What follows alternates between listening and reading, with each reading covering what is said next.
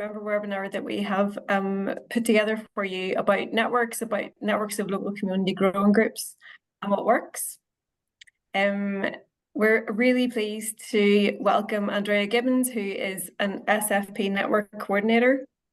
And she's going to be sharing some of her experiences of what she's learned through her experience of setting up networks, the Food for Life get-togethers, and also the SFP networks that she works on. And then I'm going to talk a little bit about setting up local networks of community growing groups in Northern Ireland. And then we're going to hear from you, hopefully, a little bit about what networks you're part of, why you value them, what you think works, and have a bit of a discussion. So I hope that works okay. We've last minute renamed this webinar Networks Are Cool, because that's how we feel about networks. We're enthusiastic, passionate network advocates. And hopefully, if you're not already, you will be by the end of this. So I'm going to hand over to Andrea. Alison's there helping as well with tech. Let us know if you've got any problems. So yeah, I'm going to ask Andrea. Oh, sorry, I was going to say, sorry, if you would maybe introduce yourself in the chat. So and we would like to know your name, where you are, what, if you're attached to a community growing project, what community growing project you're attached to. So if you could do that, that'll give us an idea of where everybody is. Okay, Andrea, over to you. So yeah, so my name's Andrea. I'm so happy to be here. Me and Miriam have been really nerdy together about networks for a while now, I think. So it's a real pleasure to come chat. So I'm going to, yeah, so as Miriam says, I currently work with the Soil Association. I initially started on a project called Food for Life Get-togethers, and have since kind of moved over to sustainable food places. So I now support a network of food partnerships across the country. And I just wanted to, yeah, just a little bit about kind of Food for Life get-togethers, which was interesting because it was a program that started during COVID to build up sort of local connection around food. And obviously everything had to shift and change. So it became this very online program. And we ran it ended up focusing on 2 different periods of year. There was a big thing called Plant and Share in the spring and another thing called Cook and Share. So it was all about bringing people together to plant and grow, and then coming together in the fall to eat together. And we gave out some small grants, and we also ran a series of webinars to try and connect people and have people discuss and talk about what they were doing and learn from the network. And I think what we found, it was a very loose network of a huge variety of people. We tried to reach out to some of those communities that like traditionally aren't kind of involved in maybe these more like middle class things about growing and cooking, the way they're perceived, and we did really well in that. So we had a huge amount of folks that were working in very kind of by measurement deprived. I just think just my background is in community organizing, and I worked in South Central for a long time, so I struggle sometimes with the language around this. So I apologize for that. Because I think often they're the most vibrant and rich and amazing communities of them all. But yeah, the language around deprivation I find troublesome, but I will not talk about that here. We brought together loads of people from there, loads of people from very different, sort of all the way from kind of individuals and very local small growing groups or cooking groups to third sector organizations to council of public health, people from care and schools. So this really big range of people. And what we really found was that primarily just that people were really desperate for connection. And a lot of them were struggling to find people in their local communities that shared some of the same interests or passions that they did, and really looking to look and connect to people around the country that kind of were part of this group, where they could kind of feel more at home and talk about some of the stuff they were working on, get excited about it, learn how to do things. So there's a huge appetite for this, and some of the research just showed like kind of what a ripple effect it did have across the country. So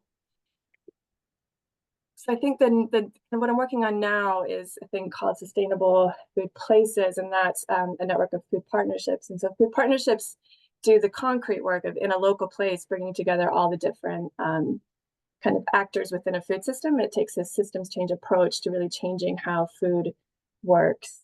And some of you might be familiar, some of you might not. They do work. So they bring together kind of a lot of food growers, farmers with different, depends kind of where they're based in the country as to how present that is. Market gardeners, so that side of that growing side, together with public health, so councils with local council, public health, education, zero waste, that kind of stuff, with some business and third sector. So working all across third sector organizations who have anything to do with food.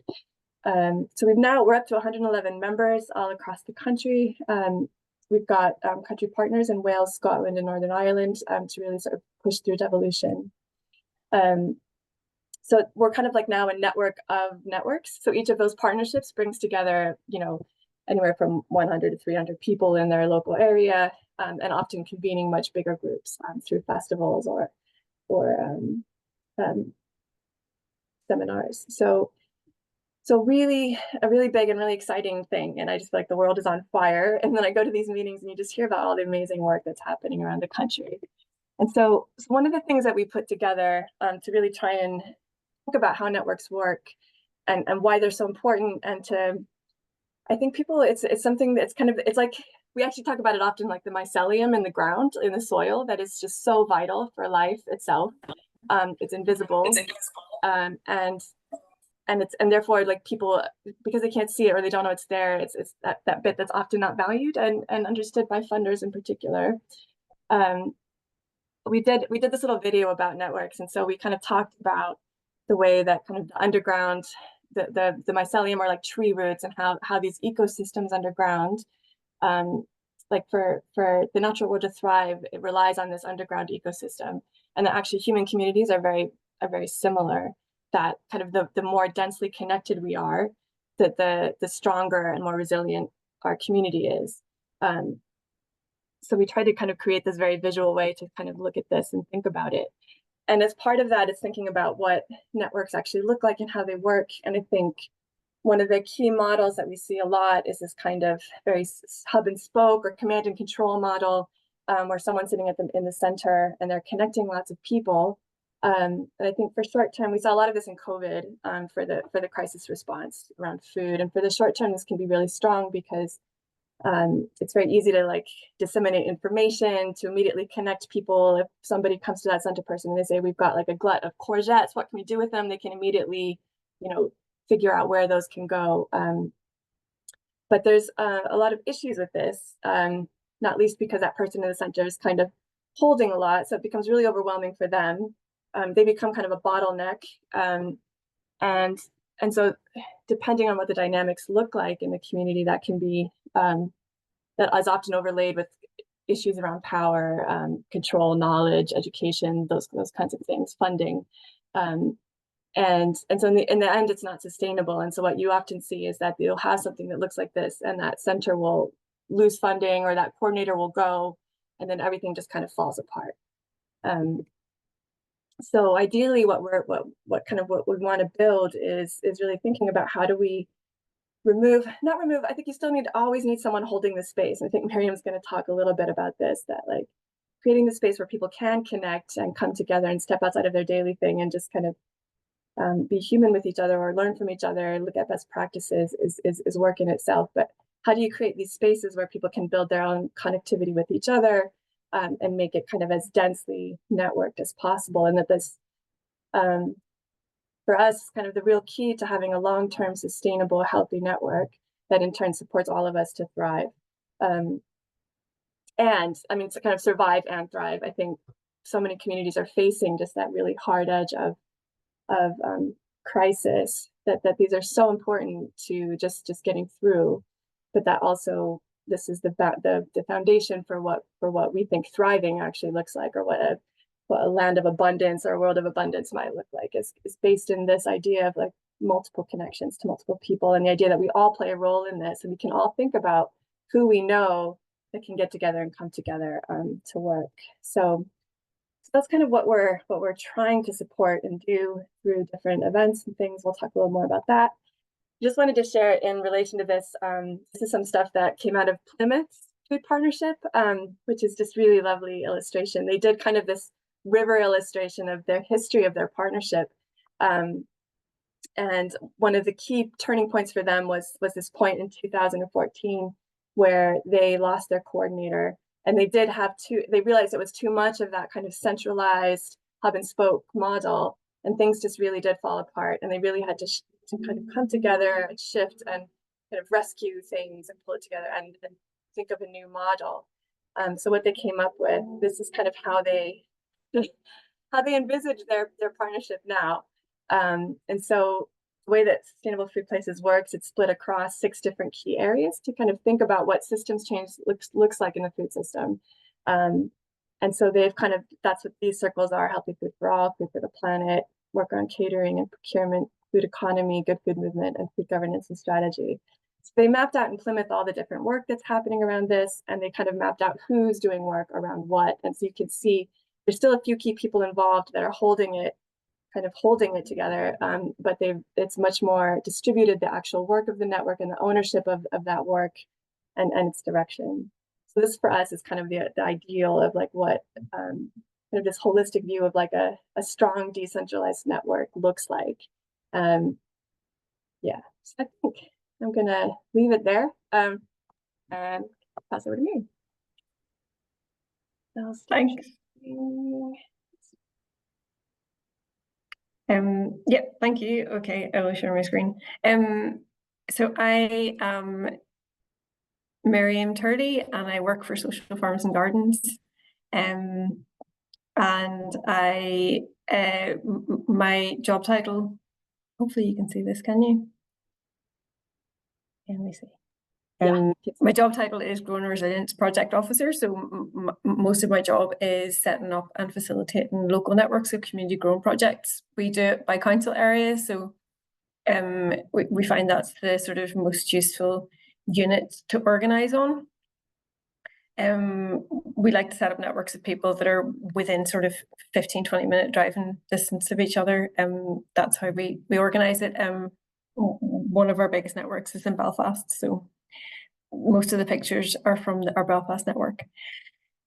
So I suppose I wanted to share that if you are thinking about it, it'd be nice to hear if anybody is setting up a local community growing network in their area in a minute. But yeah, that if you are thinking about setting it up, some things to think about are that there's different ways to network.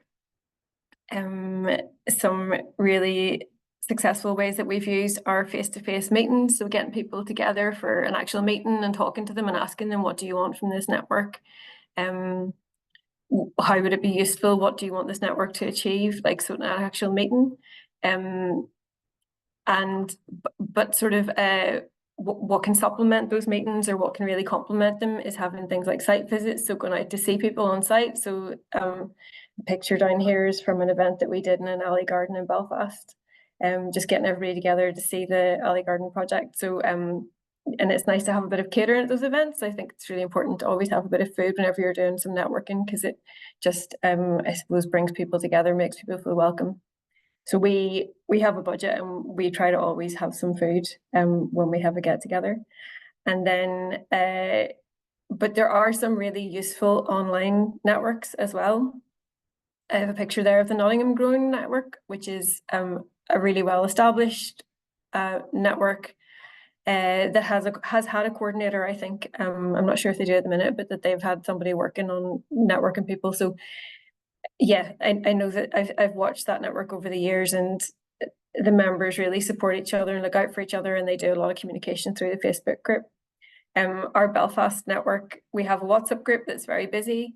There's an awful lot of chat that happens on it, and it's really gratifying to see everybody talking to each other and helping each other out and lending each other things or sharing opportunities or information resources, and organising together as well. So these are some of the these numbers are actually out of date. We have more community gardens in the network now than it says on this slide. So we have about 25 community gardens in our Belfast community growing network, and I'd say about 30 Ala and Gorilla Alley and Go. It's a really healthy network. It's really busy. It can be challenging on the WhatsApp, but it's definitely lively. There's plenty happening. And yeah, I think one of the main things that people get out of it is the support. So yeah, this is a sort of a very rough map that we put together of some of the projects that are part of the network. It was worth doing this. Somebody just said, could you put all of the gardens on a map at some stage? And this is obviously just a Google map that I've put together, but it has prompted, I think, the local council to do a more thorough map, which will have more information on it. So that's really good. And I think that it's a good visual representation of what's there and also the gaps. So things to consider when you're setting up a network, obviously thinking about what's the need for the network, what would you like to achieve, and this won't always be clear cut, and it will evolve, and it will depend on who's coming along to the meetings and who's showing up. So it's good to just always keep thinking and listening. It's good to consider, is anybody already doing this? There are like loads of like great national networks that are already there, like the Eden Communities and the Food for Life get-togethers and all those. So I suppose it's good to sort of take advantage of those networks if you can. And sometimes it's worth setting up your own network as well for community growing. Community growers are a very particular kind of person. They like to meet others like them. Thinking about who's going to drive the network, I think that in conversations Andrea and I have had over the last couple of years, like one of the things that's come up is that it's hard to decentralize a network once it's centralized kind of thing. So if you can from the start try to have it that it feels like it's owned by a group of people rather than just by one organization or one person, because once it's seen as being that person's network, it's kind of hard to go back from that or hard to distribute power again or coordination. So maybe thinking about setting up a steering group. Yeah, for much needed coordination. Do we need to pay somebody to drive things? And I think that like our general experience is like that, yes, that it really does help to have somebody who is going to do the admin, the network administration, to keep bringing people together, because networking is so valuable, but it's nobody's priority, and they really need somebody to bring everybody together, and they really appreciate it. But yeah, that you need it's really useful to have a paid coordinator, but obviously not in all cases. And yeah, and thinking about how do we make decisions as well. Is it just a few people making decisions, or do new people feel like they can contribute? So those are things to consider.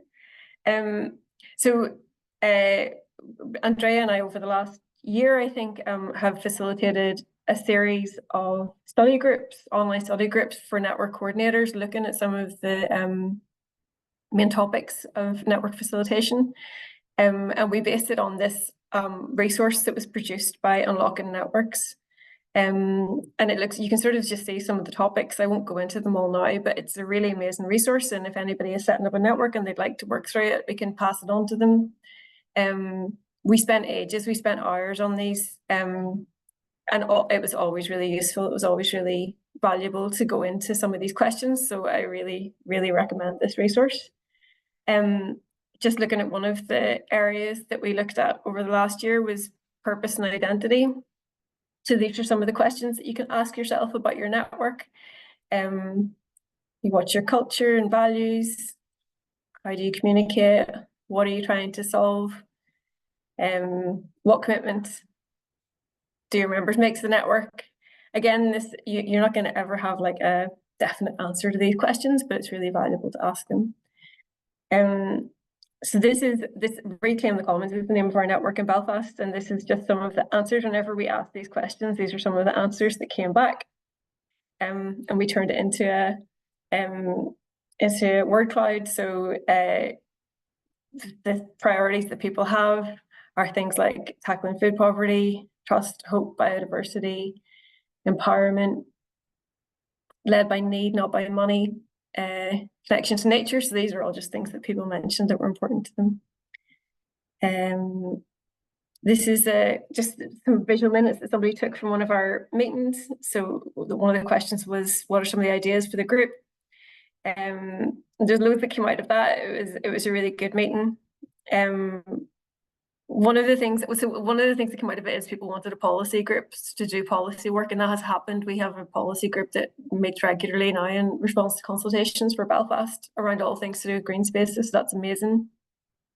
But yeah, one of the other things that come up is I just want the group for support. I don't want to achieve things. I just want to meet other people that are dealing with the same issues as me, that are like facing the same social issues in my neighborhood, which can be really challenging and really stressful for people. I think sometimes people forget that community gardens are not necessarily sort of fluffy things to do with growing vegetables and flowers. It can be like bringing people together at times of really extreme need to support each other.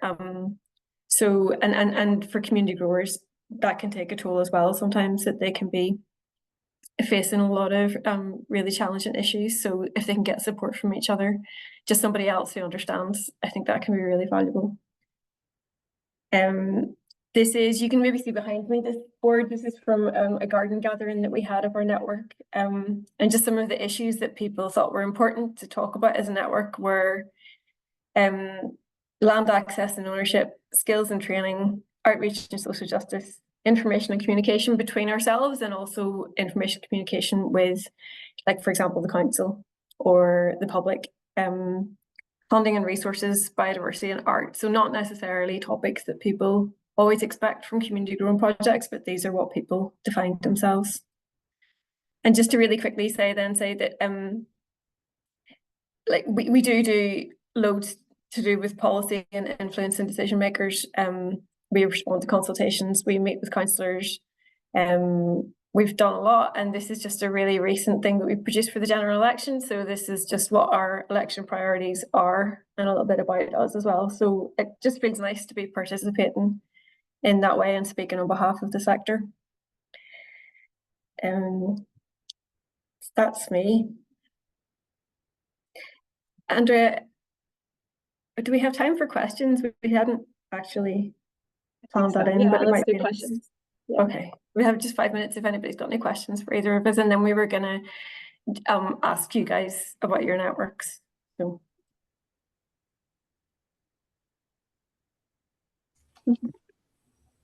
Or if nobody. Well, I can I can be the link between the questions and the next bit. In that, so I'm John LaCorney, from retired Chief Executive of Peely City Farm in Sheffield and on the board of Social Farms and Gardens. I mean, we've had various attempts at networks, setting up networks of, there's probably about 30 community gardens and one city farm in Sheffield, so sort of networks of community gardens. Now, the issue we always hit is that if the community gardens employ staff, they're 1-2 days a week if they're very, very lucky. Most of them don't employ any staff, they're all volunteers. So it's the time to attend network meetings that we lack, and find volunteers are far more interested. The volunteers I work with are far more interested in going out and doing gardening than going to meetings. And you know, one of the gardens I'm involved with, we have a member of staff 1 day a week. Well, if she goes to a network meeting, that's half a day by the time she's travelled somewhere, and that's half her working week done. So that's the barrier and the issue. So yeah, so I've asked a question and I've set you on to how to other people's experiences. So I've done both. I'll say something and see if Andrea has anything. So I think that definitely definitely respecting that people are really busy and they don't have loads of time to be attending things that are external to their job. My experience is that whenever people do this stuff, they actually end up finding that it's supportive to what they're doing and they find it's valuable, so they do keep attending. But I think things to bear in mind are not scheduling too many meetings, not having them too often, trying to have your network sort of geographically concentrated so that people don't have a long traveling time, and And I think definitely always having food. I think, you know, and a bit of a social time as well. I think that makes it worthwhile for people to attend. And site visits as well, you know, so they're really getting something out of it, like have not just a meeting, but having something where you learn something as well. And anybody else, anything? Or... I just had I think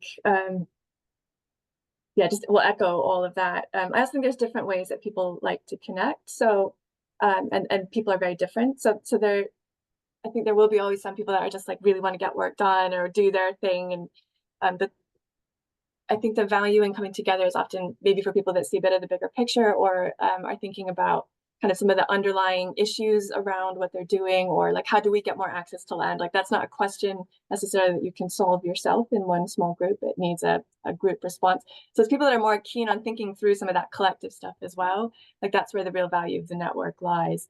And not everyone is excited about that, but some people definitely are. So it's more about that, kind of for an ongoing network in a way that Miriam's talking about, I think. But then you can have like events or socials, or, you know, there's different ways. This can work in different ways and at different levels. So I think it's being creative also in how you're bringing people together.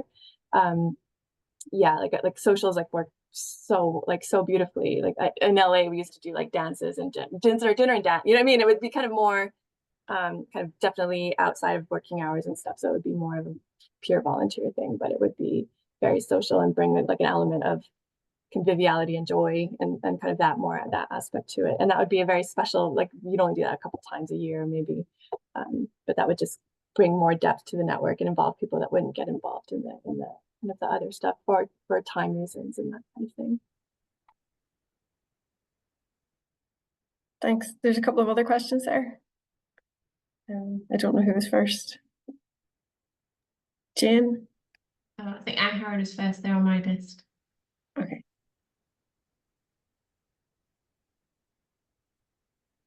Cool. Yeah, that's answered one of the questions that I had around volunteers and keeping momentum and stuff. But another question I had was, how did you get in a position of having a paid coordinator, and where did the money come from?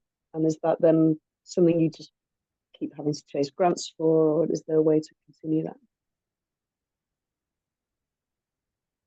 Yeah, will I answer that? I mean, it's like a perennial question. Yeah. It's the huge issue. Yeah, and I think that like some reading that I've been doing recently has just been saying that funding, like current funding, doesn't value this really important role of nurturing relationships. That I suppose that there isn't a lot of value given it to it in our current system, but it is so important. So I don't think that it is necessarily easy to get funding for a network coordinator, but we were lucky. We got we had a 5-year People and Communities program through the National Lottery. And it really we were lucky whenever we were putting our application in, it really overlapped with their aims and objectives of that funder. So, but in the past, we have sort of dressed up what we do networking as something else kind of thing. So like called it training or whatever, but there was always like a networking element to everything that we did. So I think that we got good at that, and then we're able to go on to apply for what we're doing. And then I think that we've also been successful at getting like local council officers to recognise the value of what we're doing and to try and get their support. And they don't have like loads of extra cash either, but if they're all chipping in a little bit, you can get some way towards a part-time post. Although, yeah, with a much lesser budget, but yeah. Yeah, I think for me, yeah, in the short term, it's about that sourcing it from various places if you can't get the direct vote. But I'm also a big fan of, I think that like we need to be more advocating with funders and like having that constant conversation and pushback around like that you do need to fund this stuff.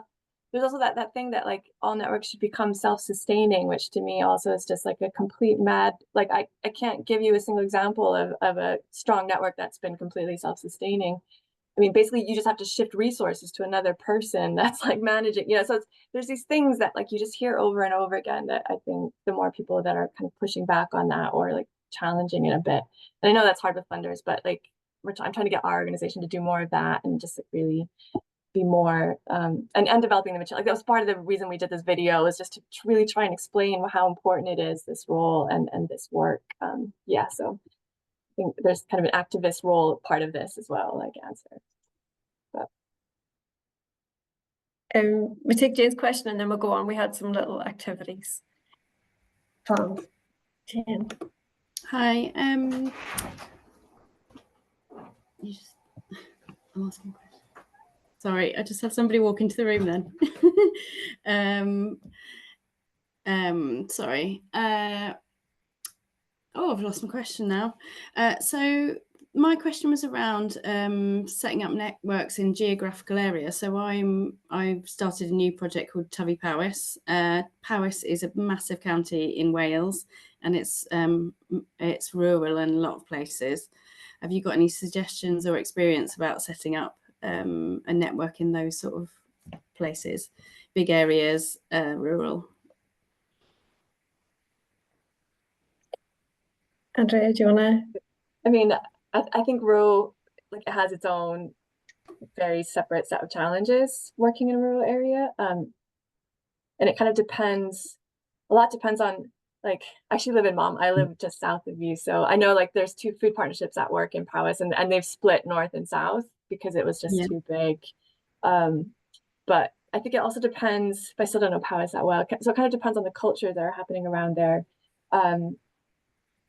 Because we've had lots of conversations around this in our network, because some of the partnerships are working at, like, the county level, and and for them, so it's sort of creating sort of smaller clusters and moving things around, like having socials or like meetings in different places so that different people can come together. But a lot of it they've used a lot of it online just because of those geographical distances. So it's just kind of thinking about who you're trying to engage and how will they engage online, like will they come to visit each other's. So a lot of people have been visiting each other's growing areas or cafes or things. But yeah, I think it's a specific challenge.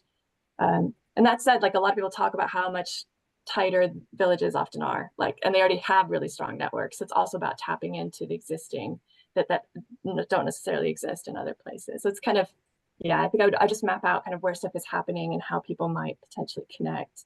Yeah, we're at a stage, probably already thinking. We're at a stage of mapping out. We've kind of discovered the groups and we've said hello.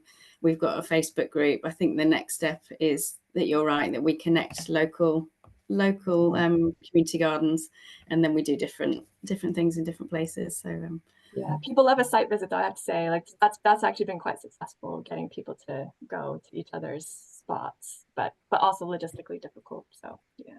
Good luck. Thank you. Thanks.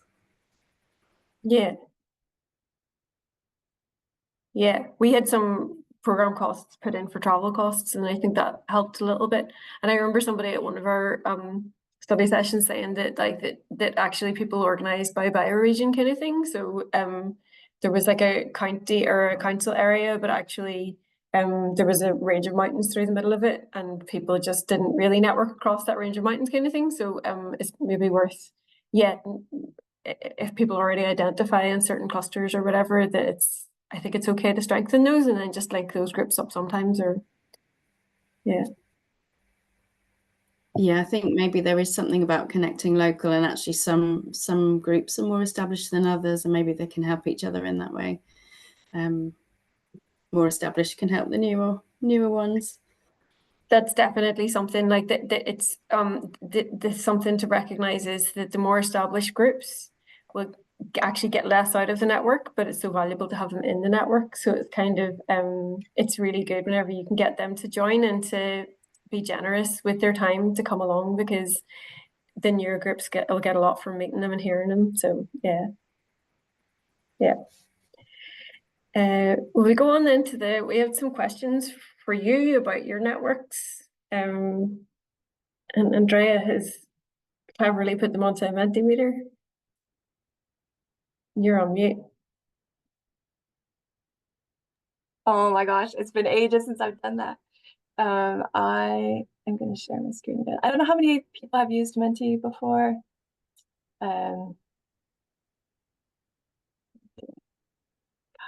getting really bad. I'm getting really bad at the end of the day. Like I just sort of stop working at like yeah, so basically what you need to do is, if you can, go to, this will generate word clouds for us. So we'll generate some word clouds. You go to menti.com. You can either do it on your laptop or on whatever you're using, or on a phone. And I think Alison's going to put that in the chat again. And then you can just put that code in, and it will allow you to answer this question. And so it's, so you can just be brief, like just do like 2 or 3 words for the network, but you can add as many networks as you'd like. And if you're having any trouble, we're also happy to just take stuff from the chat. So if you just put stuff in the chat, we can enter it up in for you. Yeah, it's just a way to sort of collectivize quickly from a group what's happening. We should have some music while people are doing this. Yeah. Yeah, we're realizing we didn't really know kind of what people might already be part of, and it's really interesting to see.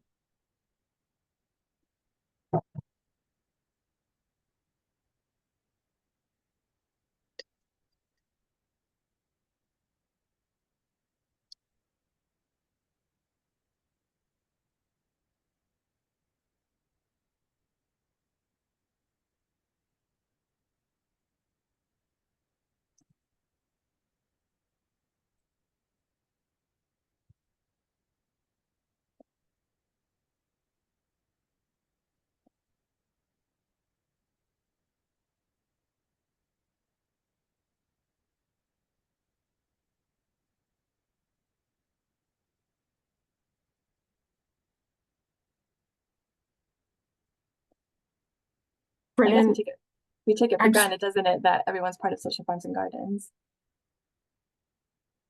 That's true. Hopefully you feel like Social Farms and Gardens is a network that you're part of. Yeah.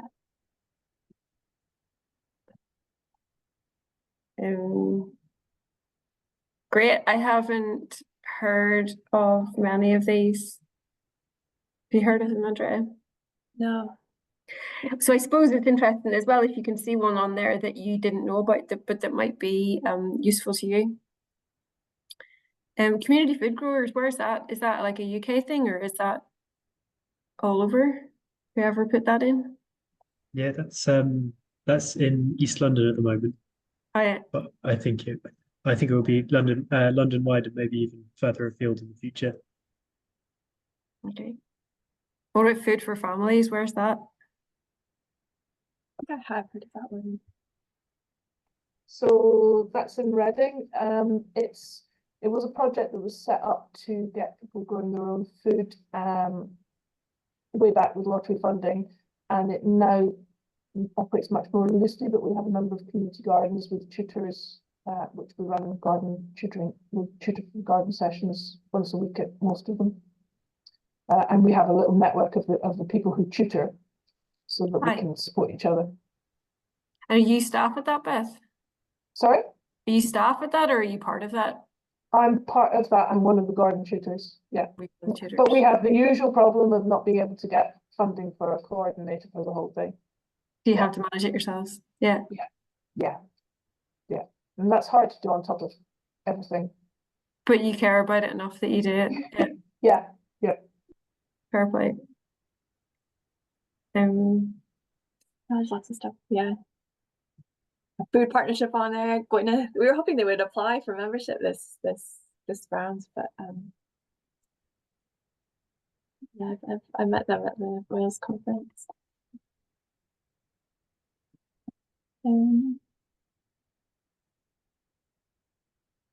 Cool. So should I go to the next? Yeah, no worries if you can't get it to work, because it doesn't work for everyone. And actually consistently, it's funny when I'm in like kind of we do these like food like seminars, and like it's often the growers that are like, we're not doing that. We're gonna write our answers on Post-its and you will put it in there, and we're like, okay, that'll be good.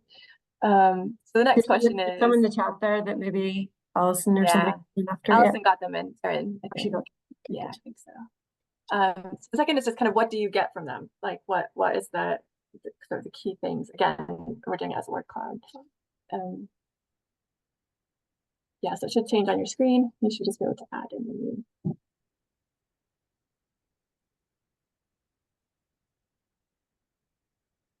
Insurance. Oh, that's like a hard and fast, like material gain.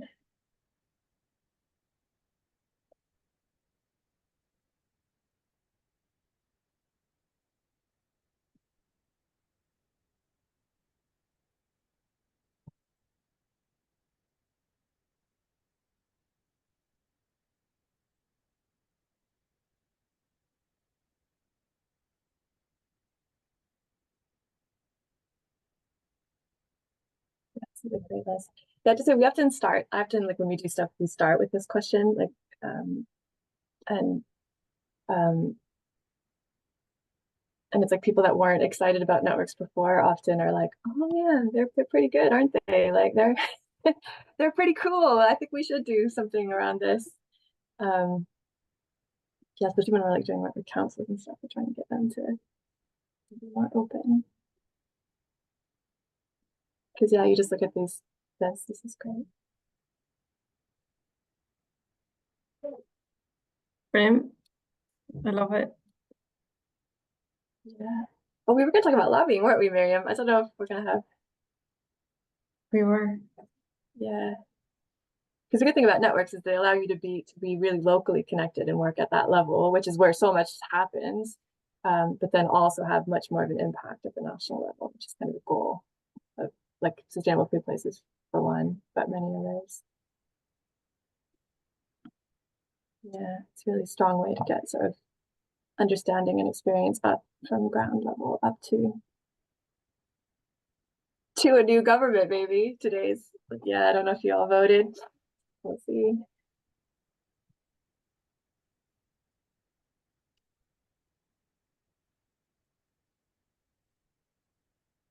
There's some Welsh words on there. What do they mean? I think they're Welsh.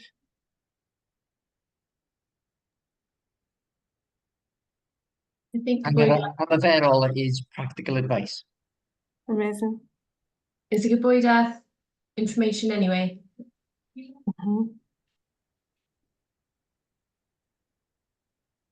Thanks.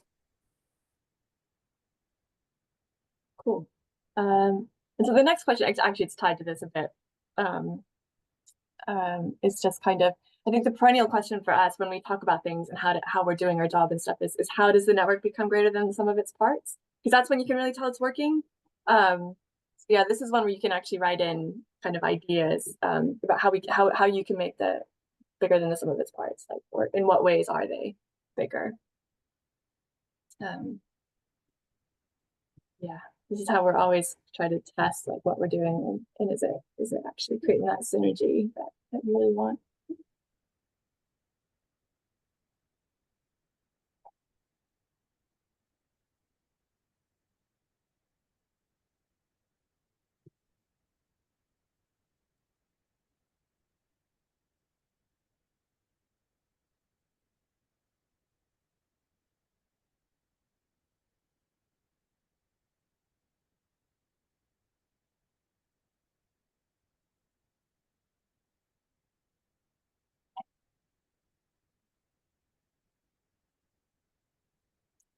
There's lobbying power and partnerships not repeating but building on what's been done. And we can show up on the radar where individual initiatives wouldn't. That's so true. Someone somewhere has already got the answer to your problem. Somebody's already had the problem. Yeah. Yeah. You're part of something that is reaching further than you can when you see something you're involved in a bigger space. It's exciting. I like the one when it says you show up on the radar where individual initiatives wouldn't. I think that's so true because like small projects are just, I think, undervalued in a lot of ways, but whenever a lot of small projects are seen together, it's like, oh, this is really impressive and like so much potential. But yeah, maybe people working in government offices don't always see that potential because they only see big projects, they don't see small projects. But if there's a lot of small projects, then that's really exciting. So yeah. Brilliant. Great. Should we break up? This will stay open so you can, if you think of anything else you want to add or throw up here. This can be part of all of our discussions about the value of networks and why they should be fully funded. Yeah, so you want to go to the next bit, Miriam? Yeah, well, let me see, who have we got? So we thought it might be useful. I don't know if it would be useful to maybe sort of talk a little bit more. Andrea, I'm thinking maybe if we just speak in a group rather than breaking up. What do you think? I think so. Yeah. Okay, so we had something slightly different planned, but we changed the plan. So so can we ask? I think that there's quite a few people here from Wales. So maybe if hands up, who's in Wales? Anywhere in Wales? Just 2 people now. Okay, I thought there was more. Maybe there's some people with their cameras off. Well, would anybody in Wales like to talk about the networks there, or what networks are useful in Wales? I think the only thing is we've got someone in North, someone in Mid, and someone in South. It's all quite different. Is that right? Okay. Yeah. Is it? I do not know. I don't understand the geography. So, well, would anybody like to talk about any of those, or anything that they thought that might be of interest to the other people in Wales?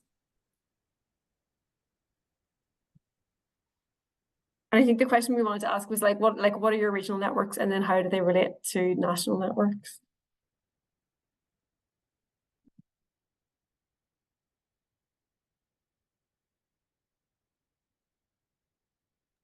I suppose I could talk just for a minute or two. And just coming from a really, really basic grassroots kind of place, we had a couple of growing groups in a couple of villages, and we set up a network that covered the parish purely because it was a huge pain in the arse every time we wanted to do this in the little village to set up another group with another constitution. And it was very kind of costly mounting up all these different insurance policies. So we just thought, oh, we can do that for this whole parish, which is 6 villages, extends right from the top of the mountain down to the sea. And so it was a very practical thing for us. And then we realized, oh, we can share tools. We can club together when there's a big job in one village or another. And now we're sort of trying to plug more into, well, as individual members have been part of social farms and gardens anyway, seeing the power of that. So we're trying to plug into this sort of middle ground of the local nature partnership, for example, which is more of a county-wide thing, breaking this sort of the tendency for it to be the county council show and get a genuine kind of more of a co-production thing going on there. Yeah, so just kind of, and I've always found the national networks really helpful for that, just peer support, sanity checks, advice, you know, getting over the imposter syndrome of like, oh no, we're doing things and other people are doing good things and we can share ideas. Yeah, but it all just feels really sort of grassroots and no one's paid for anything. It's just going at the pace it goes at, which is organic, but the networks are helpful. So you have one insurance policy for a number of groups, for a number of sites. Is that right? Is that what you said? That's genius. That's brilliant. It works for us. Yeah, because there's one unifying kind of set of values and principles and what we're all trying to do. And it's all slightly different styles. Like one village is more keen on growing food, and another village across the hill is more keen on wildflowers. We just planted orchards in a couple of other villages. There wasn't much going on. Just testing the water of what works in different places, but using what we can that's unified to boost everyone. And just to reduce the paperwork, I suppose, in the administration and all of the cost of that. Yeah. Brilliant. Exactly. Yeah. There must be a lot of trust between the different groups. Yeah. Sorry. Yeah, it's building. It's getting people used to working together and not competing as well. It takes time. Okay. Does anybody else want to share about their network, or and I suppose how it works at a local level and then how it relates to the national level?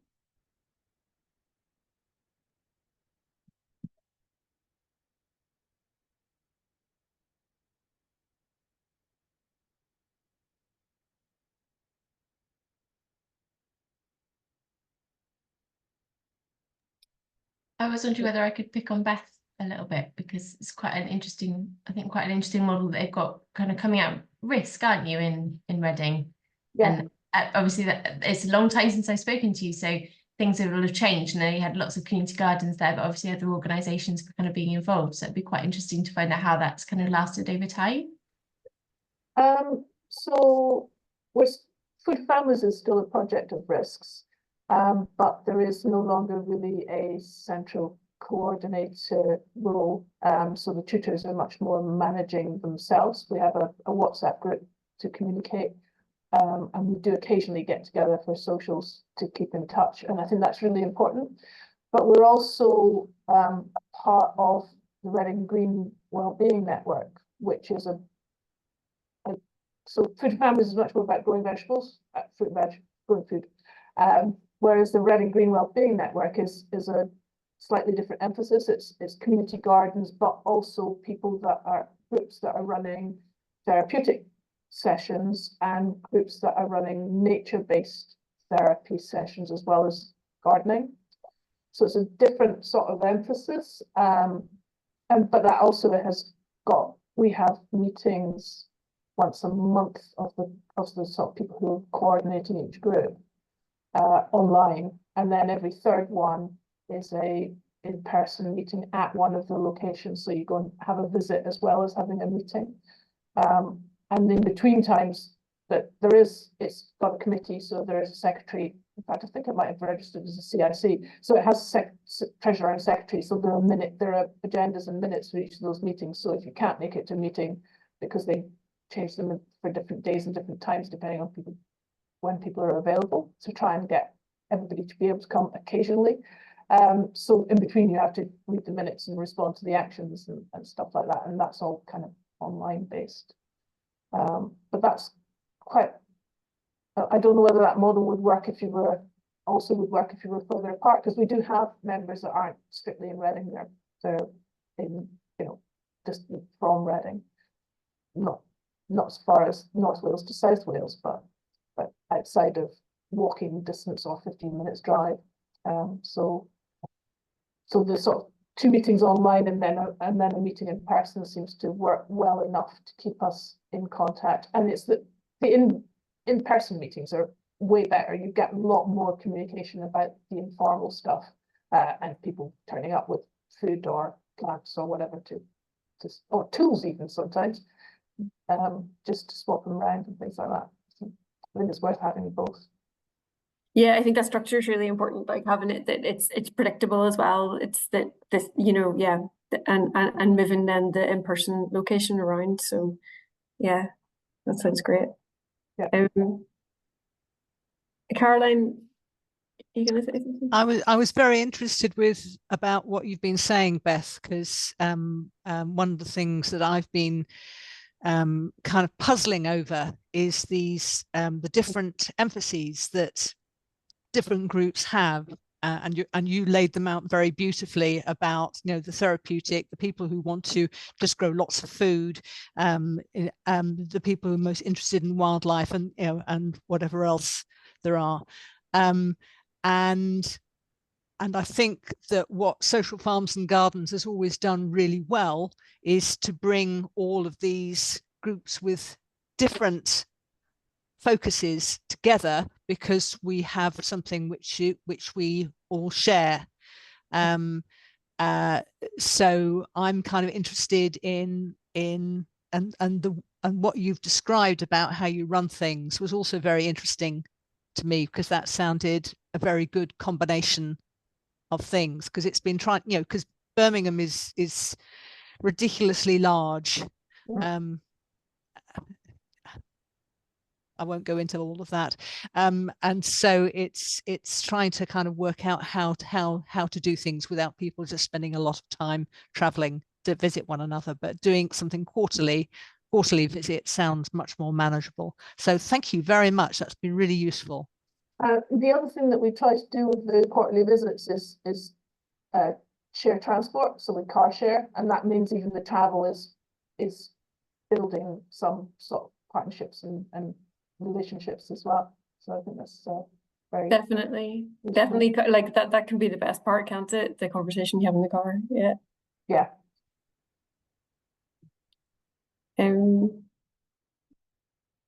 So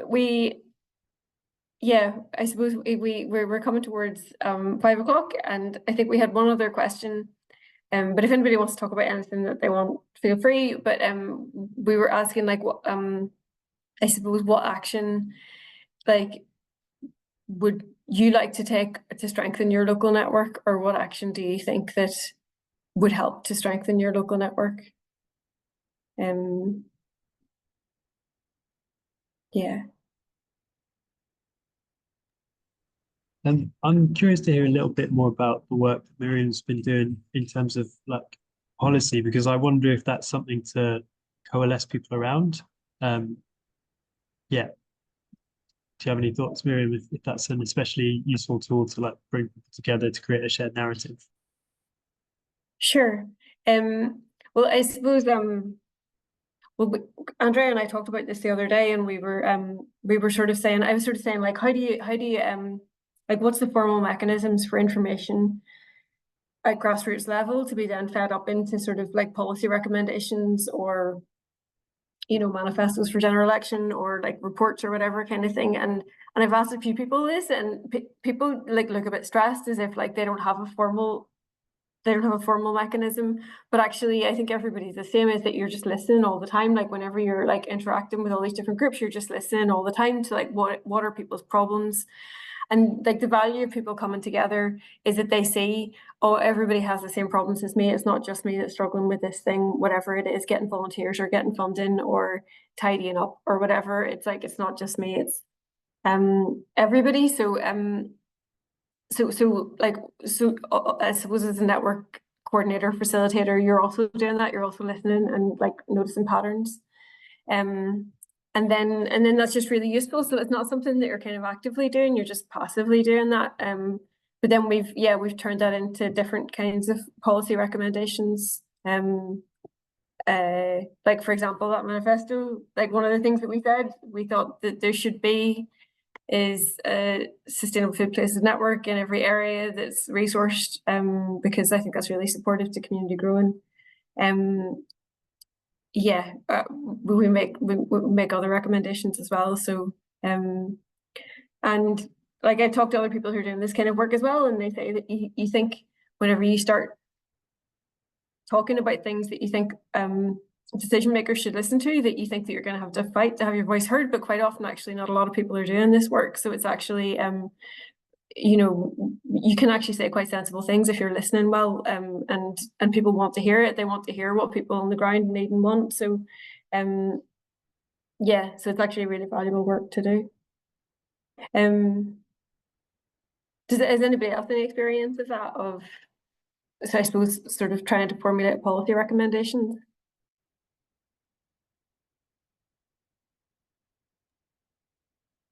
I think sometimes it's hard to know whether it's a network or whether it's like a partnership or something else for doing that. Like, does it move from just being a network into something more formal when you start to kind of work on policy together? But I think there's quite like how you view yourselves, isn't there? I think it's quite interesting. And it's just good to think that you don't need that kind of formality necessarily to be able to work together on policy issues. It's quite empowering. We have a policy subgroup, and they meet regularly, and there's like what's talked about is minuted, and if anybody's speaking on behalf of the network, that decision has to go through that policy subgroup, and then it has to be okayed with the rest of the network. I mean, that's the procedure that was agreed on. I'm not sure that exactly happens, but that's what's supposed to happen anyway. So yeah. Yeah, I was thinking we didn't actually talk about that. Did we? Like for me, ideally, there'd be sort of just really like rich layers of like how networks. So there'll be kind of those groups that you work with just every day, but there are these different levels of formality all the way up into forming kind of a CIC. Like, so some thinking about food partnerships. I think all of them have an agreed on structure. They all have some level of steering group. They all have a terms of reference. So they all have kind of a basic document that lays out what their goal is. Some ideas, some agreed kind of principles about how they work, what they're doing, but not much beyond that unless they're sort of become more formally constituted. So I think that kind of thing about a set of principles or something is a good idea, especially if you're gonna be speaking as a group. And I think for policy, maybe that actually does become more useful, to have some kind of just some basics around that. And then, and I think there's actually that toolkit that Miriam shared is kind of a good way to think through some of those issues, and how to do some of that. I think we have some really strong disagreements in our group, like that. Like people who favor alligates and people who really don't like alligates, for example. You know, and that can need talked out sometimes. If we want to oppose some alligating that's happening, or if people really want that kind of thing. So it definitely, like, there's an amount of conversation that needs to happen as well. Caroline's there from our network, actually, Caroline McGowan, and I don't know if you want to say anything, Caroline, before we finish. The great alligates controversy. Yeah. I think Caroline's there. Oh, maybe she's there. I've unmuted myself, that might help. Yeah, the network's very good, very active. And there's a lot of ongoing chat, and it can react quite quickly to things that happen. If the council suddenly does something unexpected. And I think it's very supportive. People are very supportive to each other. And there would be a difference of opinion in something like alligates, but it's a good forum to be able to have that discussion. Yeah. I think that's actually the sign of a good network, is if you can manage that kind of conflict. Like, I think conflict's actually really healthy. But, you know, kind of being able to have these discussions, but still work together. And yeah, I think that is actually the sign of a good, strong. And I think often having principles or a clear idea of why you're coming together, that isn't necessarily, can't be reduced down to these smaller issues, is really important to manage that space. I think the thing we say about the alligates is that, like, some people want them, some people don't, and just each street should be able to decide for themselves. Like, I think that's what we agree on. So yeah. Brilliant. Well, that's just after 5, so maybe we'll let everybody get home. And just to say, I think if you could stop sharing, if anybody is, like, either already has an established network or would like to start one up and would like any support, like, feel free to get in touch with us at Social Farms and Gardens. I'll put my email in the chat, and we can we can pass on resources. We've got loads of really great resources between us, or if you have anything that you want to share, anything that you want to tell us about that you think would be good, we'd also really like to hear about that. And also, like, we were doing the network study groups, which was network facilitators getting together to just reflect together. They were great. We've stopped doing those, but if we start them up again, we could let you know. So yeah, be in touch if you would like any of that. I'll put my email address in here. And yeah, thank you all very much for coming. Yeah, lovely to meet everyone. Have a nice evening. Hope it's Thank better you both. weather. Thank you. A Thank nice you. meeting.